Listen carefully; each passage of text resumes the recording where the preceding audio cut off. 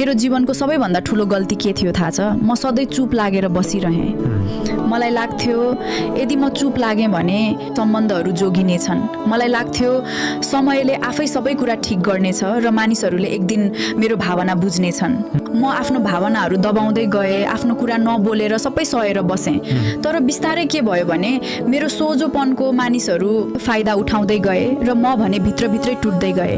अचम्म कुरा त के भने उनीहरूले मेरो सहनशीलतालाई कमजोरी ठाने, मेरो शान्तिलाई मेरो डर बुझे। म जति चुप बसेँ त्यति नै मलाई बेवास्ता गरियो। त्यसपछि मैले बुझेँ चुप लागेर बस्नु सधैँ राम्रो हुँदैन। कहिलेकाहीँ आफ्नो लागि बोल्नु नै सबैभन्दा ठुलो साहस हो। यदि केही गलत छ भने त्यसलाई गलत भन्नुपर्छ। यदि चित्त दुख्यो भने बोल्नु पर्ने रहेछ।